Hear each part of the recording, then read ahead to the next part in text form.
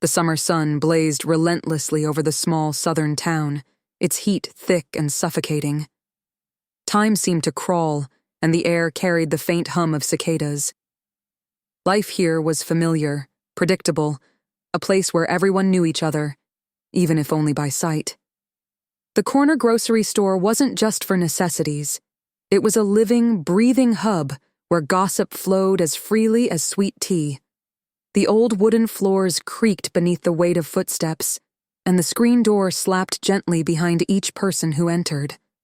The store smelled of ripe produce, aged wood, and the faint trace of motor oil from the mechanic shop down the street. For General David Carter, today felt different. After 35 years of serving his country, the weight of retirement still felt strange on his shoulders. His rise from second lieutenant to a revered high-ranking officer was the kind of story told with pride at local gatherings.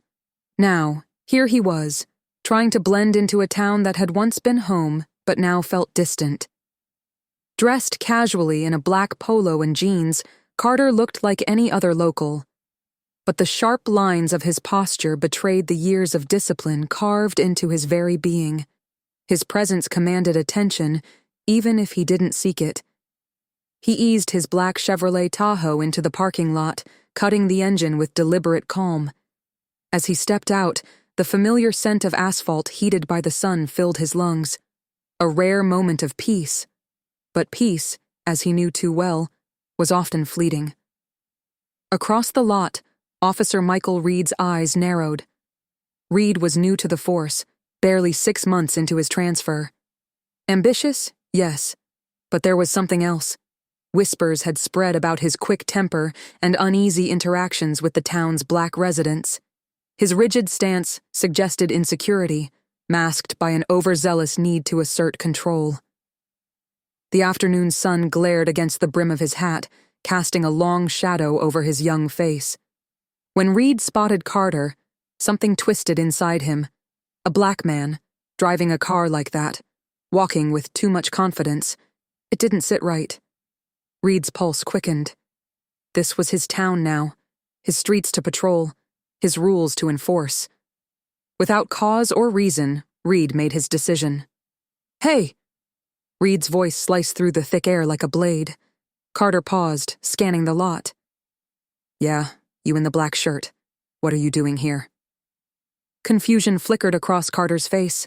He had faced countless moments of tension throughout his career, but this felt different, more personal. "Is there a problem, officer?" Carter's tone was calm, even polite, but his eyes held steady, unwavering. Reed strode closer, the weight of his badge heavy on his chest. "I don't like the way you're hanging around here. Show me your ID." The words hit harder than they should have. Carter's calm exterior barely wavered, but inside, something shifted. He had faced countless enemies, but this was different. "I'm just here for groceries," he said evenly. His voice, though steady, carried the quiet weight of restraint. But Reed's eyes darkened. ID. Now. The tension wrapped around them like a vice. Carter's mind raced. Escalation was the last thing he wanted. He wasn't afraid. Fear wasn't something he carried. But he recognized the spark when he saw it, the dangerous flicker of unchecked authority. "It's in the car. I'll grab it."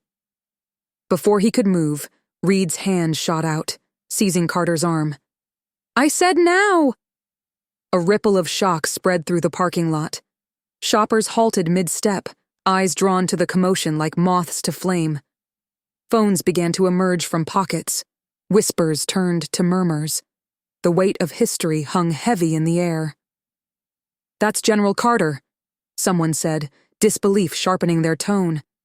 "What the hell is he doing?"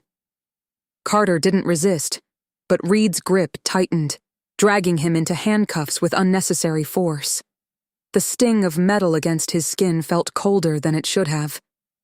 Anger simmered beneath his calm exterior, but years of discipline kept it in check. He had been through worse, far worse, but the indignity stung sharper than expected. The crowd grew, their voices louder now.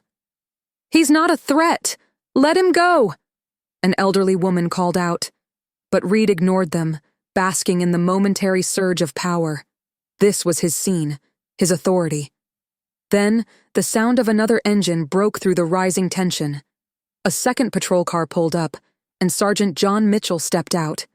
His eyes narrowed, taking in the scene before him with growing dread. The crowd parted slightly as he approached, but the heat in the air seemed to intensify. "David?" Mitchell's voice was laced with disbelief and anger. "What's going on here?" Reed puffed out his chest. "Routine check, Sergeant. Just handling it." Mitchell's face darkened. "Take those cuffs off. Now that's General Carter."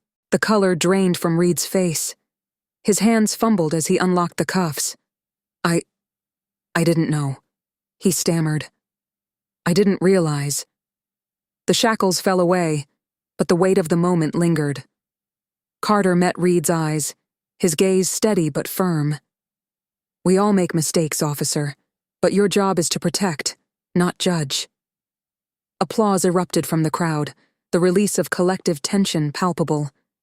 Reed stood frozen, shame creeping into his expression as Mitchell announced his suspension on the spot. The incident spread like wildfire, igniting discussions across the town and beyond. For many, it was a sobering reminder of how far there was still to go. But through it all, Carter's unwavering dignity stood as a beacon. In that small southern town, on that sweltering summer day, he reminded them all that strength was measured not by force, but by character. The echoes of that day lingered long after the sun dipped below the horizon, leaving behind a renewed sense of justice and the enduring belief that change, however slow, was inevitable.